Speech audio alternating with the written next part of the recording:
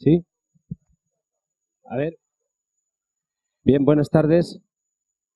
Vamos a continuar con estas jornadas y hoy, en primer lugar, quiero presentaros a nuestro amigo y compañero catedrático de la Escuela de Agrónomos, Argimiro Daza, que va a compartir con nosotros un rato muy interesante, bueno, en principio sobre alrededor de la explotación del ganado de lidia, pero seguro que nos va a comentar muchas de sus experiencias y de sus anécdotas en relación a todo el mundo del toro. Así que gracias en nombre de todos. Estupendo, gracias.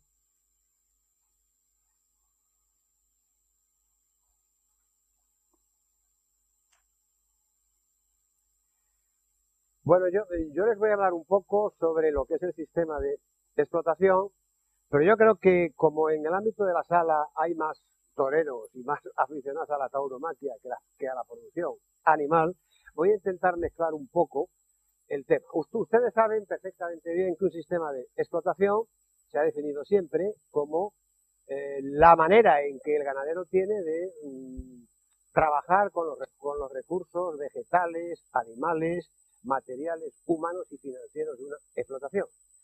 De tal forma que en las 1.300 y pico de ganaderías de Bravo que hay en España se podría hablar de 1.300 formas de actuación. Pero desde el punto de vista académico, pues hay que intentar resumir y hay que intentar procurar llevar a cabo una serie de normas y de aspectos para que se entienda. La ganadería de lidia en los últimos años ha contado con en torno a 110.000, 120.000 reproductoras que junto con sus reatas pueden ocupar en el país unas 500.000 hectáreas.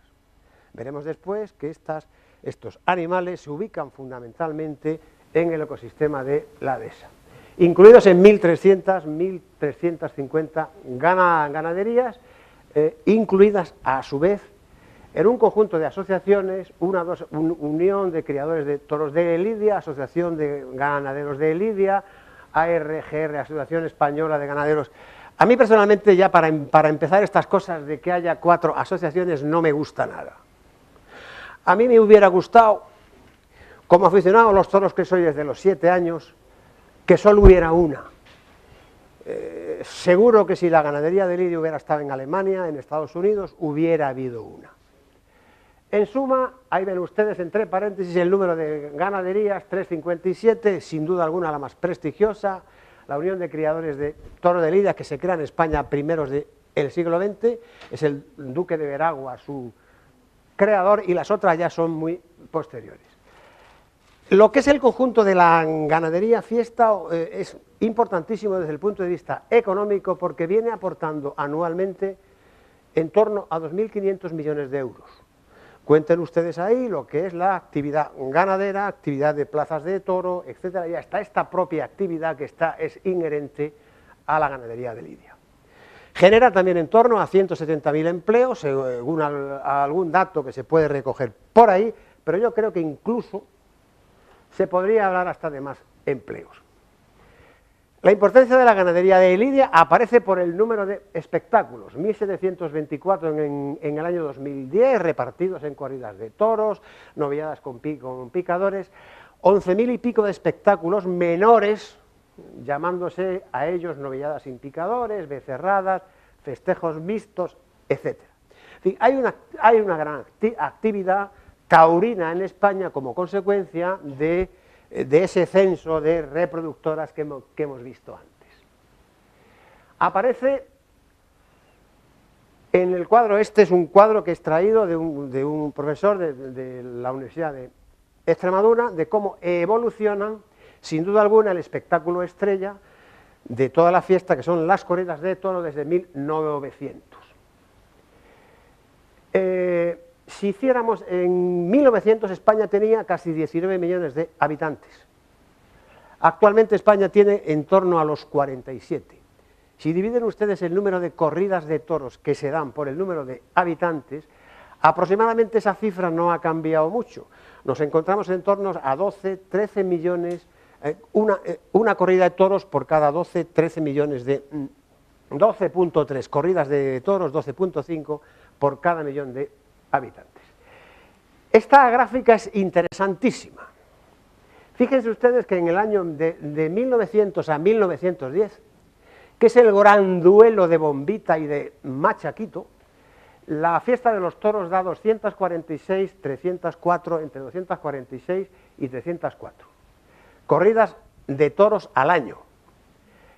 Vean ustedes que hay un pico en el año 1920 que coincide precisamente con la muerte de José Gómez Ortega, Gallito, que muere el 16 de mayo del año 20, y después una recuperación, una depresión importante. Vean ustedes que evidentemente en la Segunda República Española, con la Gran Depresión, la Guerra Civil, hay una reducción importante del número de corridas.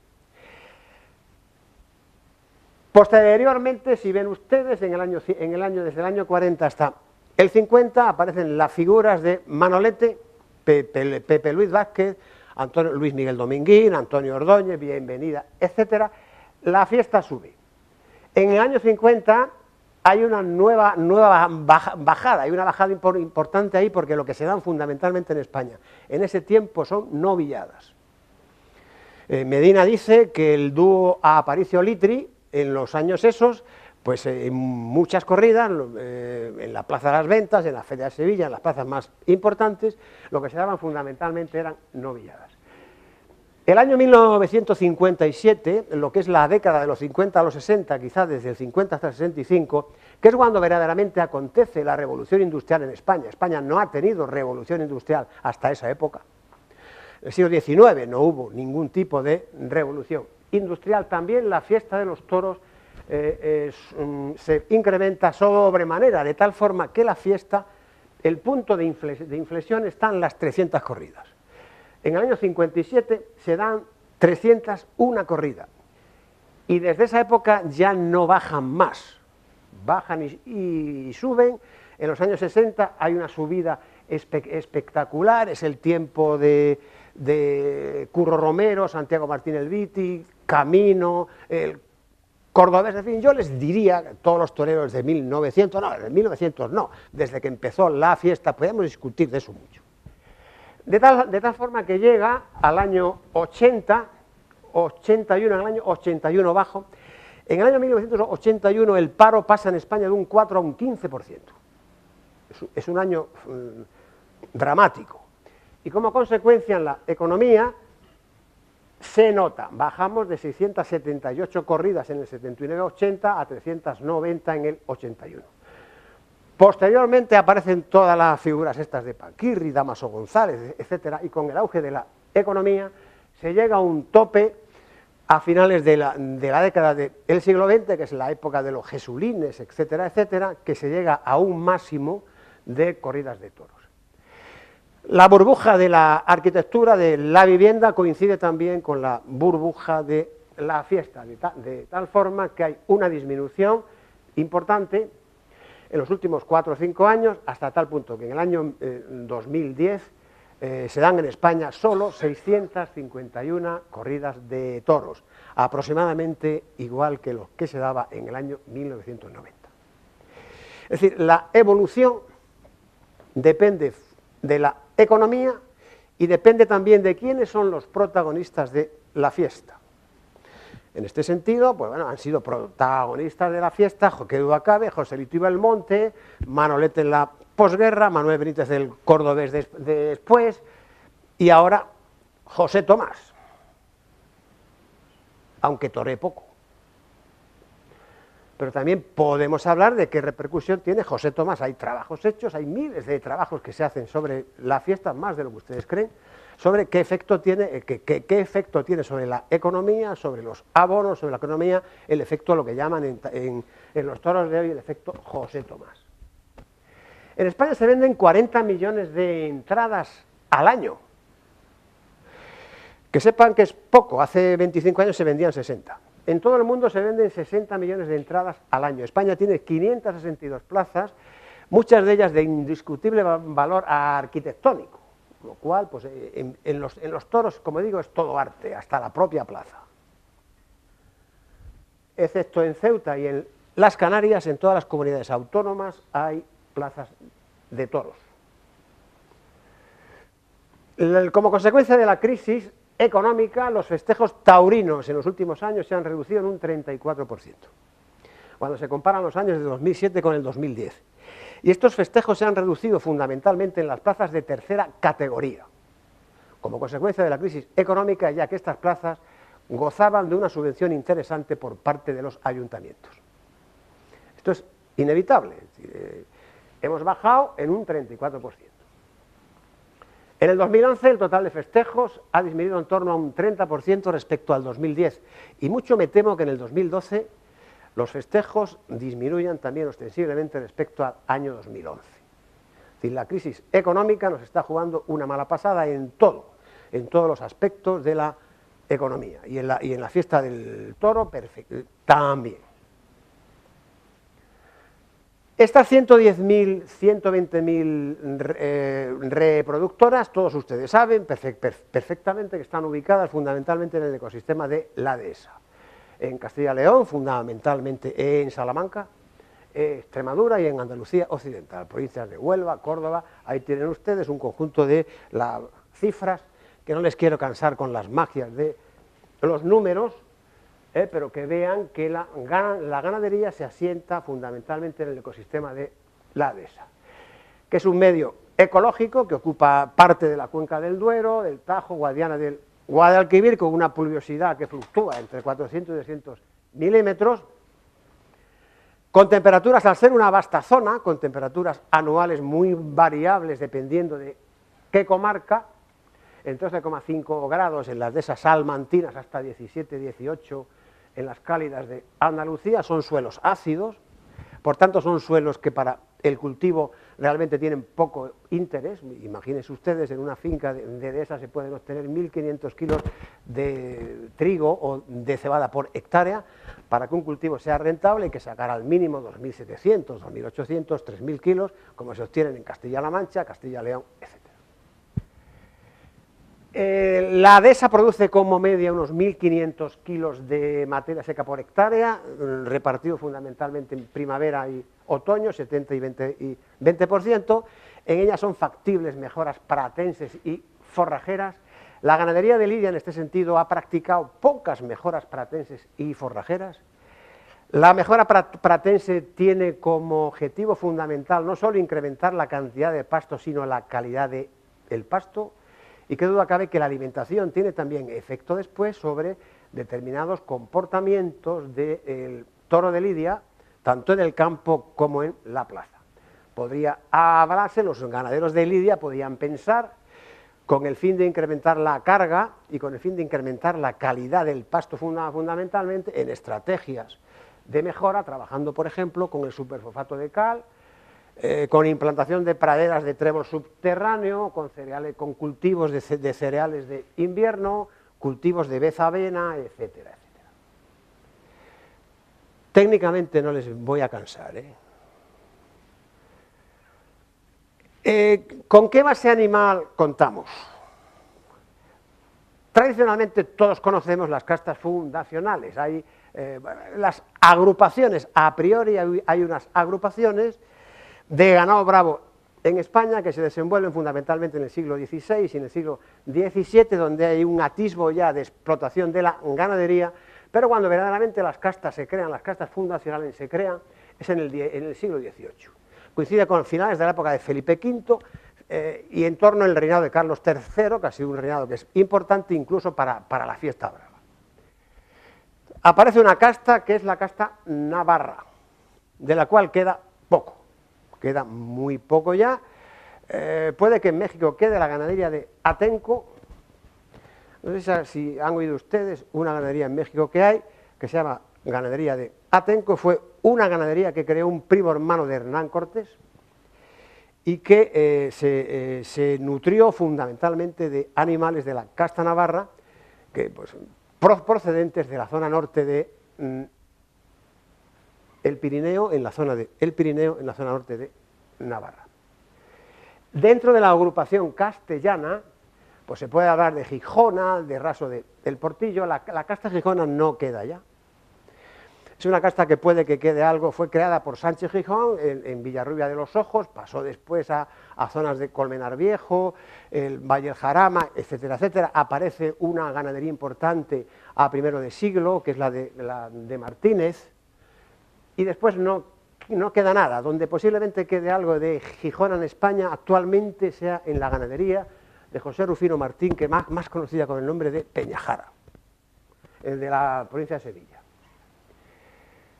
Dentro de la agrupación andaluza, pues nos encontramos con las castas de Cabrera Gallardo, con la vazqueña, que la crea Vázquez en Utrera, y después con la del conde de Vistahermosa. El conde de Vistahermosa le compra unas reses a los hermanos Rivas y crea una. Esta es la casta navarra, pues que tiene una capa castaña roja. Eso es la Gijona, que se ve mal, que era de un rojo encendido. Es un animal perteneciente a la vazqueña, otro animal a la vazqueña. Esto es un animal miura, es de la casta cabrera, que es lo que queda de la casta cabrera ahora es Miura y Pablo Romero, no queda más. Y este es el toro típico de hoy, es decir, el toro típico de hoy no, este es el toro representante de lo que es uno de los toros representantes de la casta de Vistahermosa, aunque no es solo la capa negra, sino que pueden aparecer tanto otras capas simples y compuestas, ¿no? O sea, no hay.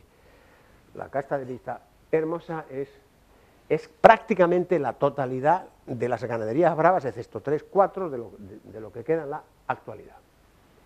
Dentro de las castas hay unos encastes, unas líneas, Murube-Urquijo, Contreras, Saltillo, Santa Coloma, etcétera, etcétera, pero fundamentalmente incido sobre Parladé, porque el encaste Parladé es el 90% de los toros que se lidian hoy en España son Parladé. Don Fernando Parladé es un ganadero que crea su ganadería en el año 1904. Es un hombre que tiene la ganadería durante 10 años solo. Para mí es uno de los ganaderos más importantes, de los cuales no se ha estudiado mucho. Para mí es ideal. Si todos hubieran sido como Fernando Parladé, seguramente la ganadería brava no estaría como está hoy. Solo le interesaba seleccionar a sus toros por el tercio de varas. Parladé se abstenía en absoluto de seleccionar a los toros por la toreabilidad, de tal forma que se cuenta una anécdota de él tenía un abono en la antigua plaza de Madrid, la que estaba ahí al lado de la plaza de la Independencia, en una andanada, de tal forma que veía solo el tercio de varas de los toros, se acababa el tercio de varas del primer toro y se iba. No le interesaba lo más mínimo lo que pudiera hacer pues Marcial Lalanda o Domingo Ortega, y volvía al segundo toro, veía cómo se había comportado en varas, y así era don Fernando Parladé. Se arruinó, claro. Pero casi todas las ganaderías bravas proceden de lo de Parladé. Y esto es Vistahermosa puro, es decir, Vistahermosa puro. El Ibarra le compra toros a Murube y todo lo de Ibarra lo compran dos, el conde de Santa Coloma y Parladé, aproximadamente 50% uno y 50% otro. Y de ahí viene que lo que queda ahora pues es un 18%, 20% que puede quedar lo de Santa Coloma, un 2-3% que puede quedar lo de Miura y el resto es Parladé, todo. Hay unos cruces después, de Vázquez por Vistahermosa, de tal forma que las líneas de Parladé son esas, son 7 líneas. De tal forma que queda lo de Gamero Cívico, Pedrajas, Conde de la Corte, Atanasio Fernández, Carlos Núñez, Juan Pero Domecq, que del 90% yo creo que es el 70%, es todo Domecq. Torre Estrella, que en el fondo es Domecq. Bueno, pues aquí tienen ustedes. Esto es un gamero cívico, es un toro de la ganadería de Samuel Flores, que es uno de los más representativos de la línea de gamero cívico.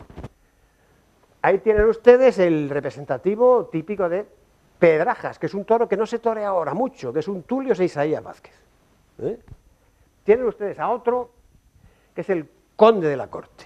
El Conde de la Corte ha destacado fundamentalmente porque durante mucho tiempo ha estado vendiendo sementales, ha estado vendiendo machos. Vean ustedes el carácter cara de los toros del Conde de la Corte, toros con mucho cuerno, con mucho trapío. Aquí, sin embargo, nos vamos a lo contrario, es un Atanasio, es una selección totalmente distinta, es una selección donde los caracteres de la morfología del toro no han interesado, y les contaré a ustedes, si lo saben, además, perfectísimamente por qué. Entonces, un toro de Atanasio con un Conde de la Corte no tiene que ver nada, y son vista hermosa ambos. Es un torete de Carlos Núñez, también Carlos Núñez tuvo mucha influencia en la ganadería brava, sobre todo en los años 60, 70, etcétera. Es un negro girón, ahí ven ustedes el girón. Este es un Juan Pedro Domecq, pero Juan Pedro Domecq tiene toros.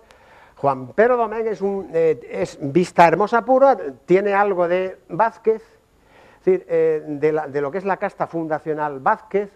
La casta fundacional Vázquez perteneció al rey Fernando VII, Fernando VII se la vendió al duque de Veragua y al cabo de 30, 50 años más pasó a manos de Juan Pedro Domecq. Pero Juan Pedro Domecq además hizo muchos cruces con vista hermosa, etcétera, etcétera, de tal forma que en los toros de Juan Pedro Domecq nos encontramos con animales de muy variadas capas y de muy variados tipos, unos morfotipos muy variados. Este es un torre estrella, es un negro burraco, torre estrella, y otro vista hermosa y otro parladé también, que es un cebadagago, que es donde han intervenido mucho en la formación de las ganaderías de Carlos Núñez con la de torre estrella. Entonces pueden ver ustedes que lo que es la cara de los toros, el morfotipo de los toros, en este país tenemos una variada gama de animales. Esa es nuestra base animal.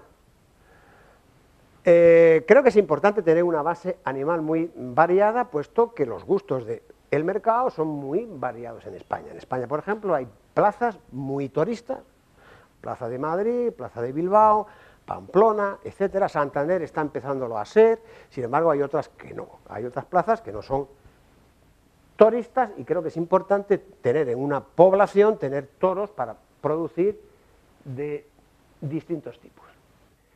No quiero dejar de contar un encaste que es el encaste de Alba Serrada. Entonces ven el toro cárdeno típico de Victorino, que todos conocéis la historia de la compra de Victorino a Escudero Calvo, etcétera, etcétera, y que yo creo que Victorino tuvo muchísima suerte, es decir, tuvo muchísima suerte porque lo que le vendieron fue casta. Y si te venden casta, pues funciona. Después él lo hizo bien, que duda cabe, llevó a cabo una selección, yo creo que muy mantenida, él y su hijo, yo creo que lo han hecho estupendamente bien, y es una de las ganaderías, sin duda alguna, más relevantes de este país. Por pasar un poco lo que es la base animal, nos hemos encontrado con una variada base animal. Creo que no es malo que tengamos una variada gama de base animal, en tanto en cuanto que el público no es de la misma manera, y al fin y al cabo esto es un espectáculo, y hay que tener animales para distintas plazas.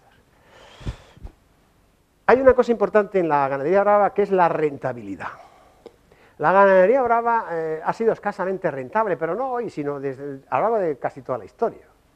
Es decir, como decimos, hay de 100 toreros que hay, los que ganan dinero son 5. 5 ganan un poquito y el resto de la gente casi no gana nada. En la ganadería brava, lo que es la ganadería brava en sí, si los costes de producción, si se tienen en cuenta los costes de producción y los ingresos, la ganancia final es muy baja en la mayoría de las explotaciones. Digamos que ganen con la ganadería 8 personas, 8 ganaderías, 10, 12, 13, y como consecuencia muchísimas veces de las subvenciones por parte de la Comunidad Europea. La rentabilidad de las explotaciones, en el fondo, depende de la fertilidad, depende del fenómeno reproductivo. El fenómeno reproductivo aparece como un protagonista importante. Entonces, en el caso de las vacas de lidia, la primera cubrición se suele hacer a los 2 años, cuando los animales tienen un 70% de peso adulto. La vida útil de las vacas son 10 años, hay veces que más. En España se aplica la filosofía de la explotación extensiva a la hora de diseñar el esquema reproductivo, de tal forma que lo que se pretende es que las máximas disponibilidades forrajeras de las fincas coincidan con las máximas necesidades nutritivas del rebaño.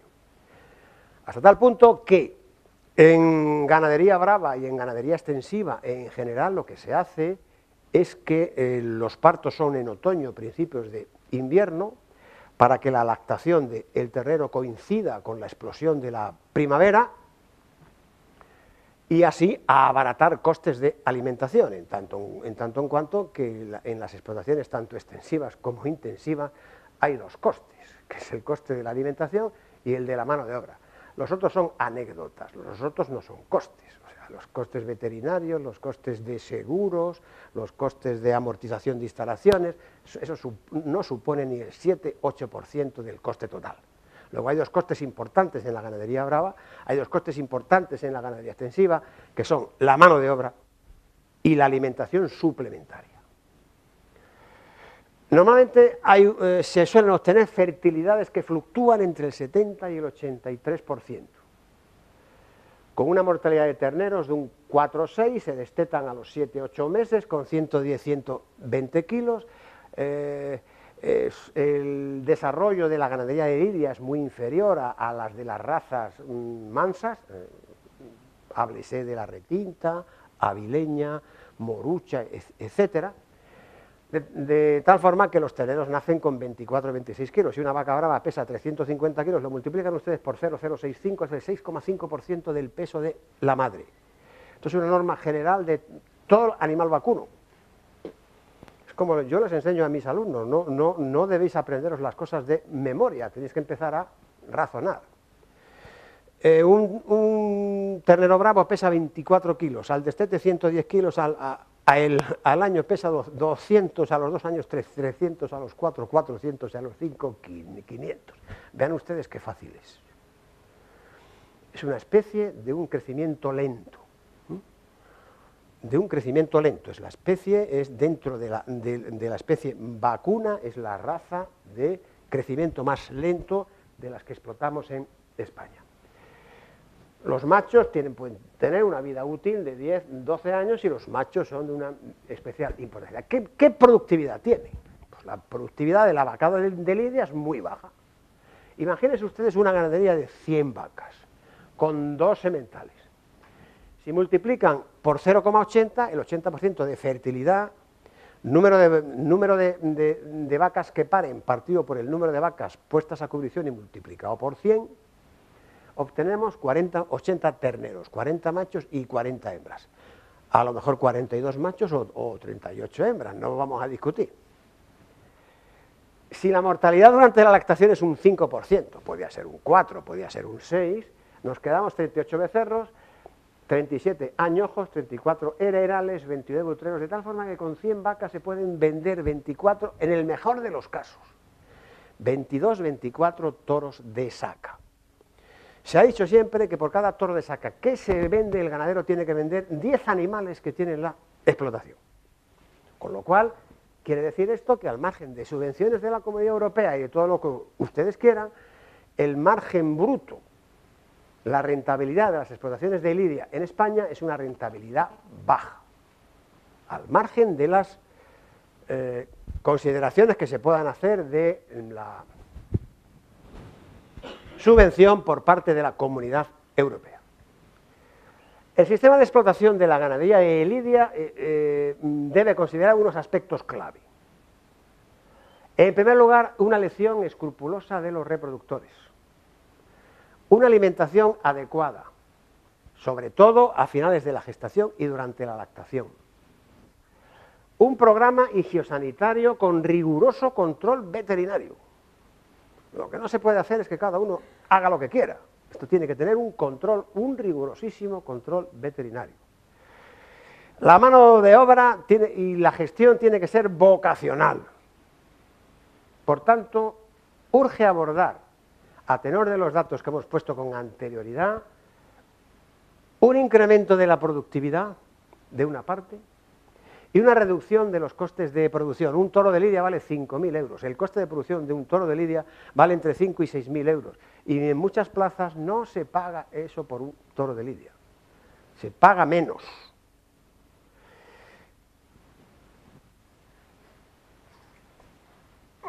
De todos los aspectos inherentes al sistema de explotación, para mí hay uno que para mí es el más relevante, que es el de la selección. Yo no quiero perder el tiempo en contarles a ustedes de cuáles son las estrategias, o podrían ser las estrategias, en el coloquio lo podemos hablar, yo no tengo prisa hoy, sobre el esquema de alimentación y sobre el esquema de... Yo de lo que no hablo nada es de sanidad, porque veterinario no soy, pero aquí hay muchos que pueden hablarlo perfectísimamente bien. Podríamos hablar de alimentación, podríamos hablar de cómo manejar la mano de obra, etcétera, etcétera, pero a mí hay un tema que fundamentalmente me preocupa, y creo que es el tema de la selección, que creo que ha sido uno de los temas más relevantes a lo largo de toda la historia del sistema de explotación del toro de lidia. Y que es uno de los grandes males que padecemos hoy. ¿Cuáles son los objetivos de selección? Ha habido tradicionalmente dos objetivos de selección. Un objetivo puramente morfológico. Lo que se ha pretendido era seleccionar pues, la altura del toro, el desarrollo de las astas. En suma, esto se entiende mejor con el carácter cara. No sé si lo dice por ahí alguien, pero a mí me encanta la palabra esa, el carácter cara. Desde el punto de vista de un toro que tiene cara, es un toro que tiene cuernos, es un toro que tiene trapío, que se le ve viejo, que tiene un hocico así que te quiere comer. De tal forma que, y después hay otro que es el del comportamiento, que es mucho más complicado. Desde Sanz Egaña, que es un veterinario del Matadero de Madrid, que escribió unos libros deliciosos, los cuales se los recomiendo en los años 20 y tantos y en los 30 y tantos, ya empieza a hablar, Sanz Egaña empieza a hablar ya sobre bravura, nobleza, etc. Hay una diferencia entre los caracteres morfológicos y los de comportamiento. Los de morfología tienen una heredabilidad media alta, los de comportamiento tienen una heredabilidad media baja. Pero bueno, esto de la heredabilidad, ¿esto qué es? Porque aquí yo creo que lo de la heredabilidad lo sabemos 10, porque una persona que es aficionada a los toros no tiene por qué saber la heredabilidad. La heredabilidad lo van a entender ustedes qué es. Es la heredabilidad en genética, es el grado en el cual un carácter se transmite de los padres a los hijos con respecto a la relación entre el valor que ese carácter tiene respecto a la media de su generación. No lo han entendido ustedes, pero con un ejemplo sí. Yo lo sé porque llevo muchos años dando clase. Imagínense ustedes que ustedes tienen una ganadería brava y valoramos la bravura de las vacas de nuestra ganadería brava. Y la media de todas las vacas es un 7. Valoramos la bravura subjetivamente y la calificamos con un 7. Bien. Si los reproductores que yo quiero dejar para el siguiente año en la tienda tienen una valoración de un 9, 9 menos 7 son 2. Y ese 2, si ese carácter de bravura tiene una heredabilidad del 20%, multiplico 2 por 0,2, 2 por 2 en España son 4, 0,4, de tal forma que la siguiente generación, teóricamente, ya no tendría un nivel de bravura de 7, sino que tendría uno de 7,4. Si al año siguiente, que tengo una media de 7,4, voy a la siguiente generación y he hecho una selección adecuada, una tienda escrupulosa, estupenda, y resulta que la puntuación es de un 8, algo, 8, algo menos 7,4 multiplicado por 0,2, voy progresando genéticamente año a año. ¿Qué es lo que ocurre? Que muchos años la ganadería brava no se encuentra con que la bravura de una generación es superior a la del anterior. Y al tratarse de animales con no mucha variabilidad, y al ser el carácter del comportamiento, de la bravura, de una heredabilidad media-baja, que además es un tema que todavía pues no lo conocemos cierto, los trabajos estupendos de, por ejemplo, el profesor Cañón, de la Facultad Veterinaria de la Complutense, son los que nos han, les pondré un cuadro después de él y tal, que habla de todas estas cosas, pero son cosas que no están claras, no están excesivamente claras. Lo que sí es cierto es que tradicionalmente, desde la primera mitad del siglo XIX, desde la época de Paquiro, del año 36, había muerto Fernando VII 3 años antes, en la época de la reina gobernadora. Paquiro tiene un libro de tauromaquia estupendo, que él dijo cómo se tenía que escribir, se lo escribió otro. Y posteriormente, desde la época de Guerrita, de finales del XIX, los caracteres inherentes al comportamiento, que es lo importante para la fiesta, a priori, salvo alguna plaza, como digo ahí, se han evaluado mediante una práctica ganadera que se llama la tienta. Y que yo entiendo que no hay otra, porque un toro no se puede ver si es bravo, si tiene el ojo así o tiene el ojo así, es por el comportamiento. Y digo, al margen de algunas características morfológicas a considerar en las plazas toristas, con las cuales yo en principio, si me permiten ustedes, no estoy muy de acuerdo, Madrid, Pamplona, Bilbao, algunas plazas de Francia, como Nimes, etcétera, sin duda alguna la bravura y la toreabilidad son los dos caracteres de comportamiento por los que actualmente están más interesados los ganaderos de lidia. Es decir, lo que es cierto es que el toro tiene que dar espectáculo. Entonces puede parecer un espectáculo que salga un toro pues con unas astas estupendas, con 650 kilos, pero verdaderamente si no da ningún espectáculo, yo lo siento, pero yo no quiero ese toro de 650 kilos. La tienta. Entonces hay dos tipos de tienta, una prácticamente está en desuso, esta es la tienta en plaza. Y la tienta en plaza tiene dos exámenes. Don Fernando Parladé tenía uno solo, porque el tercio de muleta no le interesaba, le interesaba solo el tercio de varas. Esto es muy discutible, es decir, ahora, pues, oiga, mire, la toreabilidad ha afectado negativamente a la bravura del toro. Yo soy uno de los que creo que sí. Pero tampoco lo sé, tampoco tengo pruebas científicas, ni creo que las tenga nadie, porque las cosas hay que probarlas científicamente. Yo especulo, sospecho, barrunto en que la toreabilidad ha afectado negativamente a la bravura del toro, porque han cambiado los esquemas de selección. El primer examen que se hace, que para mí sin duda es el más importante, yo en esto soy un parladiano absolutamente total, es el esquema de la bravura. O sea, a mí lo que me interesa es que un toro sea bravo. O sea, el que un toro no sea bravo para mí es dramático. A mí me da igual, a mí si un torero torea o no torea, yo inclusive como aficionado, yo con el toro gozo, con el toro me lo paso bien. O sea, yo no es necesario que uno me llegue y que si el natural lo ha dado bien, no, yo con el toro me lo paso bien, solo con el toro. Y hay muchos aficionados que se lo pasan con el toro bien. Me gustaría pasármelo bien con las dos cosas. Me gustaría ver un toro bravo y me gustaría una buena faena después, una estocada estupenda. Pero yo creo que la base clara yo creo que debe empezar por la bravura. ¿Cómo se sabe si un toro es bravo? ¿Cómo se sabe si una becerra que llega a los 2 años en la finca y que tiene que pasar por la tienta es brava o no es brava? Con el primer problema que nos encontramos es que cada ganadero tiene su forma de hacer las cosas. Hay ganaderos más ortodoxos, hay ganaderos menos ortodoxos. Hay una serie de normas de conducta que se leen en cualquier libro, pues lo leen ustedes en el Cosío, en cualquier sitio, que vienen apuntadas ahí, por escribirles algo. Lo saben ustedes todos. Que el toro arranque desde los medios y que la embestida sea pronta, que las varas se pongan contra querencias, si el toro sale por aquí, el caballo se debe colocar ahí.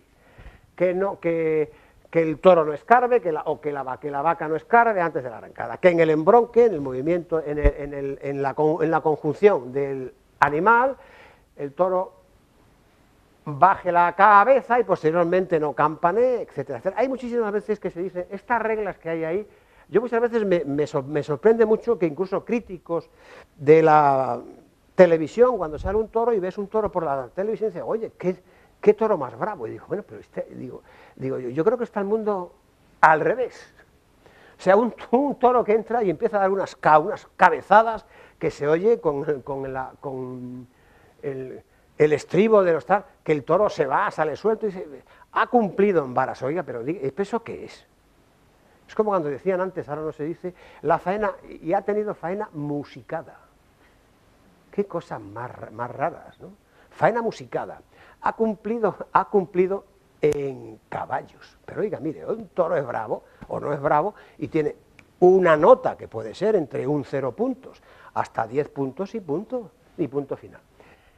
Que si aspecto importante, el toro tiene que recargar, tiene que meter los riñones, que no salga suelto, tiene que repetir y sobre todo que sea fuerte, que sea duro y que se crezca ante el castillo. Ese es el verdadero toro bravo.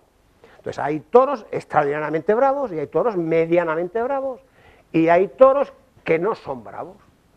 Entonces a los que no son bravos son los que se dicen ahora que cumplen varas. ¿Cuándo han visto ustedes que se han utilizado las banderillas negras en las plazas de toros en España en los últimos años? Yo nunca, pero cuando yo tenía 18 años había banderillas negras así. Sacaba el presidente, oiga usted, banderillas negras porque este toro no ha cumplido en varas. Que en el fondo de la cuestión no servía para nada, pero era para decirle al ganadero que lo que nos había sacado era un toro manso.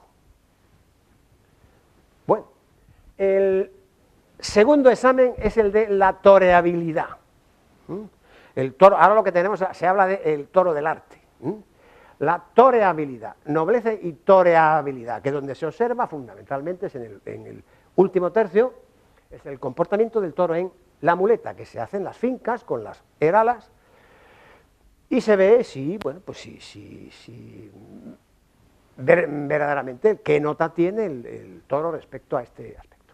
También ustedes lo saben, yo les he puesto un decálogo ahí, qué toro es toreable y cuál no, qué es la toreabilidad. Pues bueno, arranque de largo, sin porfiar en la arrancada, un torero que entra y el toro no entra, pues ese no, es un toro que no. Que la embestida sea recta, que baje la cabeza y que salga a media altura, que no dé gañafones, pues que no dé puntazos, etcétera, que sea un toro de carretón.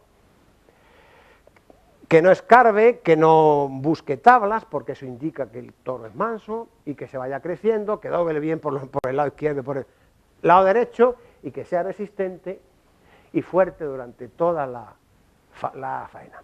Quiero hacer una observación. En el campo, los machos, que es importante, sepan ustedes que los machos es el 50% de la ganadería.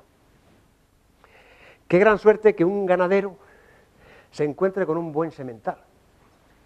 Yo les pongo un ejemplo. Don Vicente Martínez compró un toro que se llamaba Diano, se lo compró a Ibarra, y ha sido uno de los sementales más importantes de toda la historia. Eso se puede leer en un libro delicioso de Luis Fernández Salcedo que se llama Diano. Luis Fernández Salcedo, que es un escritor, escritor que murió hace tiempo ya, que tiene unos libros estupendos, 13 ganaderos románticos, Diano, etcétera. Les recomiendo que para su buen pasar lean todos estos libros. El examen de los machos es exactamente igual que las hembras, pero yo creo que la tienta de machos tiene que ser mucho más exhaustiva, mucho más ortodoxa que la de hembras, en tanto cuanto que un macho es la mitad de la ganadería. Cuando un ganadero compra un macho sabe que es la mitad de la ganadería, puesto que la composición genética es 50% de la madre, mientras no se diga lo contrario, y 50% del padre. En el caso de las tientas que se hacen, a los machos generalmente lo que se hace es que pasan por el examen del caballo. Si el macho tiene un comportamiento súper extraordinario durante el caballo, se le pasa el examen de la muleta, pero como suspendan el examen de la muleta, no se le deja como semental. Yo no estoy de acuerdo con eso, pero eso se hace en la mayoría de las ganaderías. Los sementales que han sido aprobados con el caballo y con la muleta, Lo que se hace es que se les conceden 20, 30 hembras y después se le hace, es lo que se debería de hacer, se hace un test de descendencia, a quien se les tienta después son a las hijas. Si la nota de las hijas es buena, ese semental queda definitivamente como semental. Y si no es buena, pues directamente se le manda al matadero y punto final. Ha habido ganaderías que se han dedicado a esto, a seleccionar machos, por ejemplo, la del Conde de la Corte. El Conde de la Corte ha vendido muchísimos machos. Juan Pero Domén ha vendido más hembras que machos, pero Juan Pero Domén también ha seleccionado machos. Porque, insisto, el encontrarse un macho es un macho bueno, un macho con unos caracteres muy favorables en lo que respecta a la bravura, para una ganadería brava es interesantísimo, y lo dice la historia, es decir, la suerte que tengamos que nuestros sementales sean estupendos. La tienda en campo ha abierto, voy a hablar muy poca de ella, prácticamente está en desuso, se utilizó pues a finales del 18, principios del 19, y ahora se utiliza poco. Es una collera que lleva al toro, lo derriba, ponen al toro en suerte y aparece el picador después, que lo pica y después pues aparece también, puede pasar por el examen de muleta. Este tipo de tienta yo creo que es importante, este tipo de selección, este esquema de selección yo creo que es interesante para los machos, Pero digo que no se hace ya se hace poco. De tal forma que el toro, que los diversos componentes humanos de la fiesta, el público, los toreros y los empresarios, han influido decisivamente en el tipo de toro que se torea en nuestro día. Es decir, no culpemos a los ganaderos. Los ganaderos lo que han hecho es que venden lo que les pide el mercado. Lo que primero nos dicen en los temas de introducción de la producción animal es que, oiga, usted tiene que producir lo que le pide el mercado. De tal forma que el mercado en el último siglo lo que nos ha vendido pues ha sido un toro totalmente distinto, ha sido muy variado. Ahí tienen ustedes a José Gómez Ortega, Gallito, el de la izquierda, ni nada más ni nada menos. A la derecha Juan Belmonte García, ni nada más ni nada menos. El de la derecha, el creador del toreo moderno. El de la izquierda, dominador, representante del toreo antiguo. El de la izquierda lo mata un toro en Talavera el 16 de mayo, un toro bailador de la viuda de Ortega, que ni siquiera pertenecía a la ganadería de una asociación, un toro que por cierto pesaba 300 kilos. Dato histórico, Muere Gallito en la primavera del año 20 y Belmonte deja los toros. Iba, venía. Cada vez que venía Belmonte el toro era más chico y tenía menos cuernos. Aparece el peto, el tercio de varas cambia, lo saben ustedes, en la dictadura de Primo de Rivera, cambia perfectísimamente bien y el toro va perdiendo bravura, va perdiendo cara y va perdiendo bravura. Ahí ven ustedes un natural de Gallito. Es el segundo tiempo del pase, pero vean ustedes que no para. O sea, carga la suerte, pero este pie izquierdo no está quieto. Eso no es parar. Porque cuando Gallito, en la época de Gallito, Bombita, Machaquito, en fin, la historia del toreo cambia, de eso podemos hablar otro día. Es decir, en el 18, Pero Romero, Pepeillo y Costillares, lo que hacían era simplemente matar el toro. El toro salía, se les picaba, y Pero Romero había veces que no daba ni un solo pase. Directamente mataba el toro y ya está. Pepeillo y Costillares no les gustaba torear a los toros de la agrupación castellana, y a Pero Romero sí, porque los toros de Castilla eran toros más recios, eran toros más difíciles, y realmente el toreo en lo que consistía era en picar a los toros y matarlos, y punto. En el siglo XIX cambia, esto es en el siglo XVIII, época de Carlos III, el siglo XIX cambia, y ya en el siglo XIX empieza a tener importancia lo que es el tercio de varas, lo que es la capa, las banderillas, pero no se templa. Lo que se hace es que se manda solo, se ha dicho después, se para se templa. Parar, es que Joselito no está parando ahí. O sea, Joselito ha cargado la suerte. Esto ya es toreo moderno. Esto lo aprende de Juan Belmonte.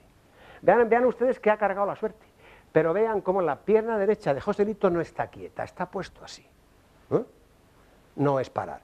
Parar es dejar el pie quieto desde que se inicia la suerte hasta que sale de la suerte. El que baila no para. Hay otro aspecto de la diapositiva que es importantísimo, aunque vean ustedes que es un toro chico, ese toro no pesa ni 450 kilos, ese toro tampoco tiene cara, pero sigo. Aquí no se ve, bueno, aquí se ve bien, esto es una media Verónica del Pasmo de Triana, de Juan Belmonte. Vean ustedes, perfecta, vamos. O sea, vean el movimiento del brazo derecho, cómo se sube, casi le llega la montera. Pero vean que es un toro que pesa 400 kilos y que tampoco tiene cara. No tiene cara. Belmonte iba, venía y el toro bajaba de trapío, se hacía menos bravo. ¿Por qué? Porque Juan Belmonte tenía que torear 80 corridas. Y un hombre que torea 80 corridas, pues lo que quiere es torear 80 corridas, no torear 5, están en el hospital un mes o 2 meses, torear otras 2 y otras 5, volver a coger el toro, etcétera, etcétera. Ese es Manuel Rodríguez, Manolete. Con Manuel Rodríguez, Manolete, todavía el toro se hace más chico, se empiezan los afeitados, según cuenta la historia. Yo no vivía en la época esa. Aquí hay gente que sí, vivía en la época esa. Por tanto, podrá hablar. Vean ustedes cómo Manuel Rodríguez Manolete no cargaba la suerte nunca. Jamás. Estableció el toreo que se llama paralelo. El toro puesto aquí y él aquí. Pero sin embargo creó una emoción en la fiesta que yo creo que es lo importante. Podrá ser criticable, yo no lo vi torear nunca, pero bueno, yo a mi padre y a toda mi familia, para ellos, bueno, a cualquiera se le ocurría decir algo, además su muerte fatal los subió a los altares. Ese lo conocéis todos, Manuel Benítez el Cordobés. Años 60, época de Paco Camino, el Viti, etcétera, etcétera. Bueno, pues ahí tenéis en su pase típico, que bueno, a este sí que lo vi yo. Para mí el Cordobés ha sido uno de los toreros más mandones que ha habido, de los que he visto yo. Pero después se dedicó a las tonterías estas, que era lo que le daba el mercado. El toro sigue bajando de peso, sigue bajando de trapío y sigue perdiendo bravura. Entonces, ¿qué es lo que hay que seleccionar? La bravura o la toreabilidad, desde luego. Desde el año 1920, lo que se ha seleccionado fundamentalmente en la mayoría de las ganaderías bravas es la toreabilidad. La bravura no se ha seleccionado, no se ha seguido la filosofía de don Fernando Parladé de que lo importante es seleccionar a priori la bravura. Y el torero después tiene que tener la suficiente técnica para poder dar espectáculo al que ha pagado por verle. Este tema yo creo que se ha olvidado. Yo personalmente creo que actualmente lo que se debe seleccionar es bravura, fundamentalmente bravura, y secundariamente toreabilidad. Yo no quiero decir con esto de que se suprima lo que es el examen de la toreabilidad, pero yo creo que en lo que concierne a la bravura, en tanto en cuanto que es un carácter de heredabilidad media, baja, creo que se puede progresar si se es mucho más ortodoxo a nivel de las ganaderías respecto a este carácter. El profesor Cañón de la Universidad Complutense de Madrid, de la Facultad de Veterinaria, concretamente trabajó con los cuadros de Juan Pedro Domecq. Esos datos de Juan Pedro Domecq pasaron por muchos sitios, por el Departamento de Producción Animal mío, pasaron después a él, etcétera, etcétera. Hizo unos trabajos sobre lo que era la heredabilidad de los caracteres inherentes a la selección y sobre los coeficientes de correlación fenotípica y coeficientes de correlación genética entre las distintas variables de comportamiento: acometividad, toreabilidad, fuerza, fijeza, movilidad, caerse el toro o no caerse, querencia, etc. Ahí ven ustedes cómo en la diagonal aparecen heredabilidades de la cometibilidad de 0,35, de la toreabilidad 0,37, siempre la toreabilidad tiene un poquito de más heredabilidad que la bravura. Pero yo entiendo que aquí se han considerado, yo creo que han cambiado ya todo el esquema del estudio de los datos, yo creo fundamentalmente que se deben estudiar dos caracteres. Ahí aparecen muchos, pero es que es el mismo, son los mismos. Vean ustedes, por ejemplo, que el coeficiente de correlación que hay entre la cometibilidad, que aparece en una cifra que es azul, entre la querencia y la cometibilidad, es de menos 0,76. Pues claro, el toro que no acomete es un toro manso. Y cuando el genetista evalúa el carácter querencia, resulta que le sale una correlación de menos 0,76. Es decir, a menor acometividad, mayor querencia. En lo que respecta, hay un detalle, un carácter importante ahí, que es el de la nobleza. Tiene una heredabilidad de 0,25, es una heredabilidad media-baja. Y la correlación entre la repetibilidad y la cometibilidad, el toro que repite es porque acomete, es muy positiva, 0,63.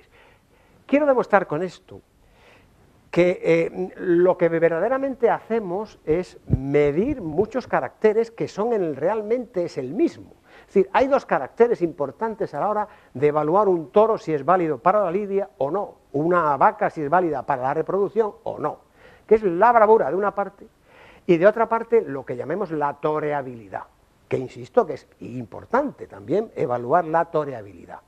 Pero creo que el peso que debe tener el carácter bravura es mucho más importante que el de la toreabilidad, porque se está perdiendo la casta. Entonces, al perderse la casta, ese es uno de los grandes males de nuestra fiesta en la actualidad. O sea, nos hemos inclinado hacia la toreabilidad porque es lo que el público quiere. El público quiere ver faenas, ver el temple, y la gente pues pasa un poco del toro, entonces, lo que quieren ver, y como consecuencia la toreabilidad ha ido increciendo y sin embargo la bravura ha ido disminuyendo ostensiblemente en las últimas décadas. El problema que la selección tiene es que normalmente se hace una selección intraganadería, primer gran error, pero claro, los ganaderos dicen: oiga, mire, yo cuando vendo toros, yo quiero que salga toros de don Victorino Martín, toros de don Antonio Pérez de San Fernando, don Antonio, etc. Que sepan ustedes que en los principios del toreo no aparecía el nombre de el ganadero, en los carteles no aparecía, aparecían toros castellanos, toros andaluces, toros navarros. Y después, claro, yo entiendo que los ganaderos quieran tener su protagonismo, todos queremos tener nuestro protagonismo, los toreros, etcétera, es respetable, ¿no? Las ganaderías de Bravo en España son bastante pequeñas, entonces dentro de una población pequeña la selección, la posible selección, no tiene los resultados que debería tener.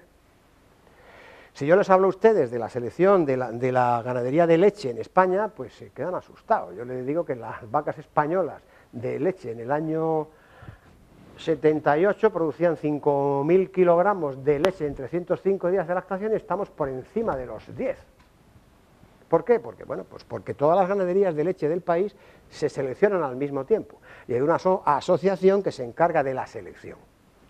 Hay una asociación de ganaderos de raza retinta, de raza avileña, que tiene su programa de selección y tienen a su disposición pues 35.000 vacas, 40.000, 50.000 vacas.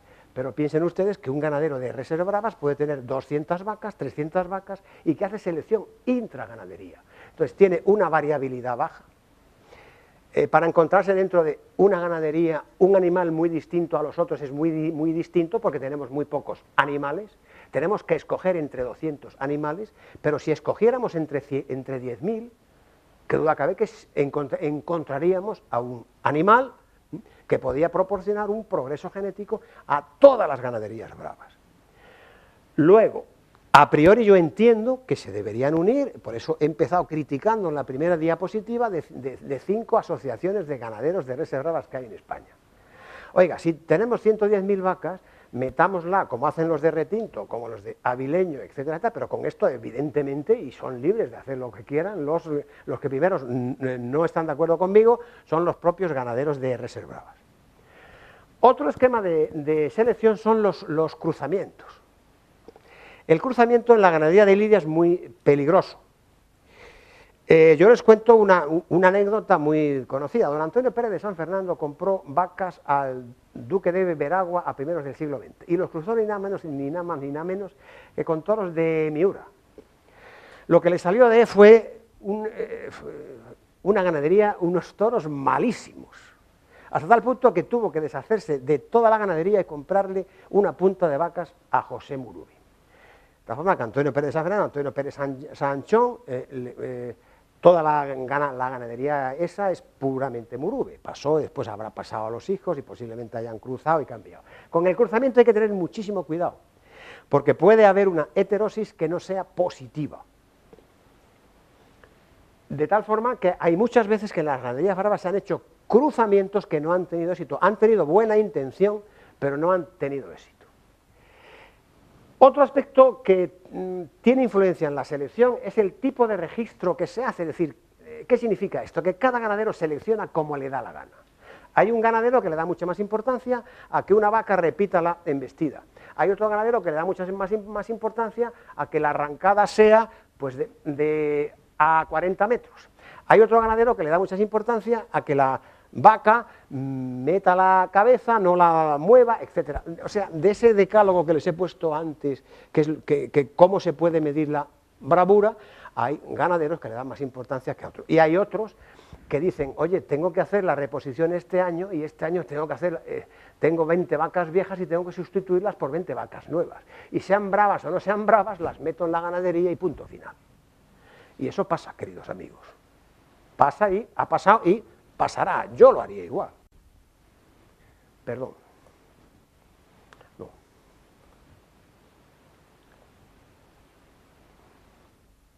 La bravura y la tolerabilidad pueden variar con el tiempo, en tanto en cuanto que hay unos efectos ambientales que pueden tener influencia.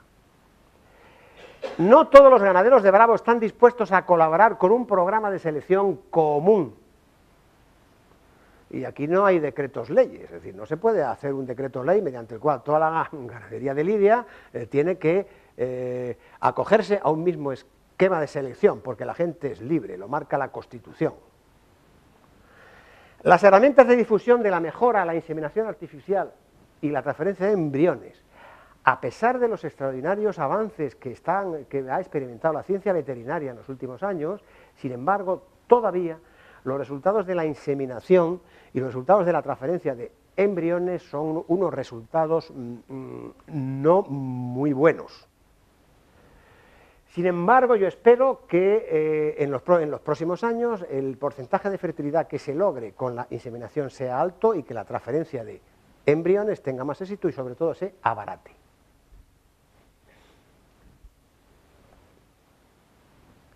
El toro, este es el típico toro que hemos llegado hoy, vean un pase por bajo espectacular de José Tomás, torero de hoy, que se prodiga poco. Prodiga poco, porque si se prodiga mucho está en el hospital siempre, con lo cual, pues bueno, ¿no? Y vean que es un toro que tiene cara. Yo personalmente creo que hay un punto de inflexión también en lo que es la selección del toro. Yo creo que a lo largo de todo el siglo XX hay una época en que el toro pierde bravura, que empieza desde los años 20 hasta los años 80 y tantos, y sin embargo desde los años 80 y tantos yo creo que la selección en casi todas las ganaderías bravas ha mejorado ostensiblemente. El público ha cambiado, el público cambia con el tiempo, el público hay muchas plazas que es exigente y por lo tanto requieren animales que tengan trabapío y que sean animales bravos. Yo no les canso más. Yo voy a concluir unas cosas ahí. Digo que las explotaciones del vacuno de lidia tienen sin duda alguna, tienen un papel relevante en el mantenimiento de los ecosistemas. En el marco ganadero español, la ganadería de lidia sin duda es la ganadería que más respeta el bienestar de los animales. Por tanto, a los antitoros, pues yo personalmente no los entiendo bien, los respeto, pero no los entiendo. Es decir, que un toro esté en el campo hasta los 5 años, que vive, que come estupendamente bien y que después pues, cumple con un requisito que es para lo que está y que haya una fracción de la población creciente de año en año, que no estoy de acuerdo con el tema, es un tema que no me cuadra. Lo respeto, pero no me cuadra. Urge a nivel de la ganadería brava mejorar la productividad. Hemos visto los porcentajes bajos de fertilidad, los porcentajes bajos de producción de animales por vaca presente y año, y la escasa rentabilidad. Y lo que es mucho más importantísimo a nivel de sistema de explotación. El capítulo de la selección, que es de lo que fundamentalmente he hablado y me he querido referir, es de especial importancia para el mantenimiento y para el porvenir de la tauromaquia. Creo que para que esto funcione deben aunar esfuerzos los ganaderos de reses bravas, los técnicos, los científicos y las administraciones, para conseguir un toro bravo, un toro fuerte y también, cómo no, un toro toreable. Con esto, señoras y señores, yo acabo mi intervención, pero no sin antes darle las gracias a mi amigo Tomás por haberme invitado y a todos ustedes por haberme aguantado durante 45 minutos. Estoy a su disposición para lo que quieran preguntar.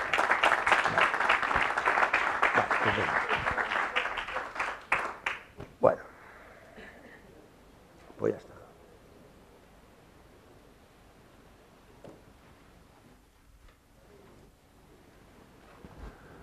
Por favor, si hay alguien que quiera preguntar algo, no tengan ustedes miedo. Yo les doy permiso para que no me lleven la razón. Como yo les digo a mis alumnos, cuando no se enteren de algo, pueden ustedes hasta insultar. Yo lo que sepa se lo contestaré, lo que no sepa, pues no lo contesto.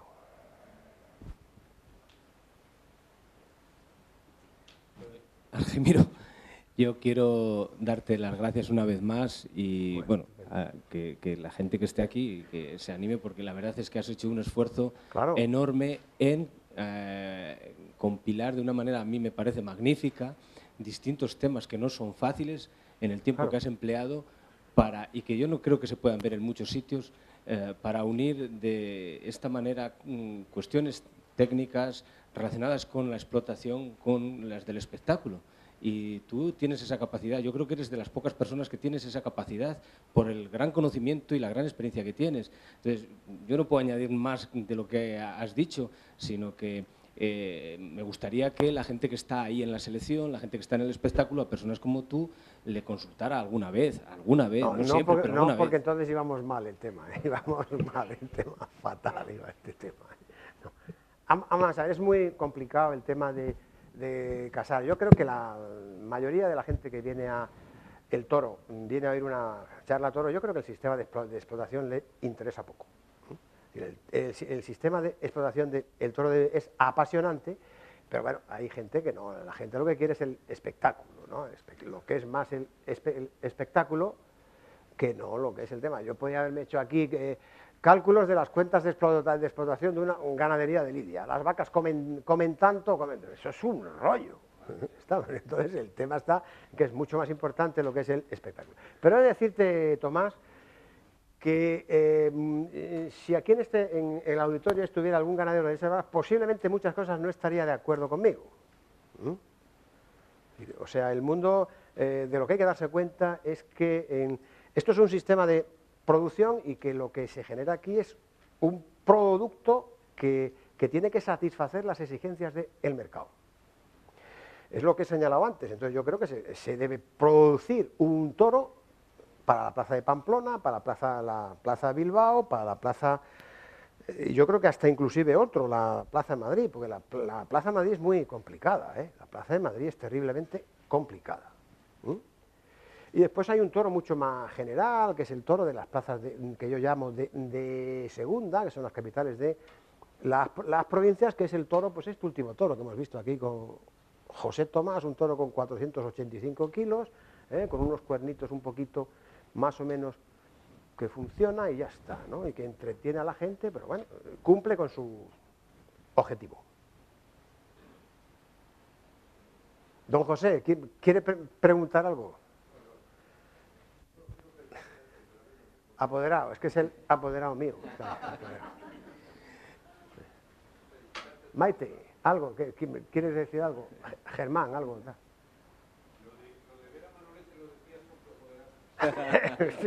No, sí, él ha visto torear a Manolete. Efectivamente. Efectivamente. Claro. Claro. Claro, claro.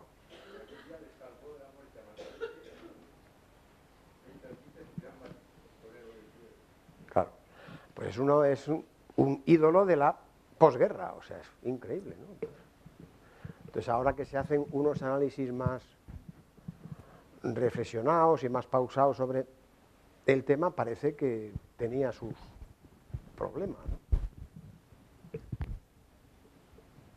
Bueno, bien, vamos con el permiso de Argimiro a continuar. Me dice Ignacio que es el que va a intervenir, que de forma sin interrupción va a hablarnos de riesgos, del tema de los riesgos, y ya concluimos la jornada de hoy. ¿Cómo quito esto?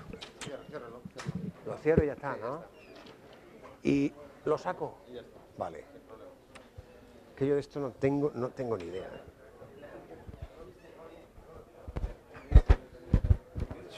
Me jodes.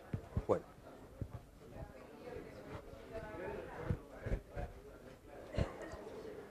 ¿Dónde tengo esto? Macho, ¿dónde he dejado esto? No sé dónde he dejado esto. No, es que me he dejado como la tapa aquí o algo, no sé. No, déjalo.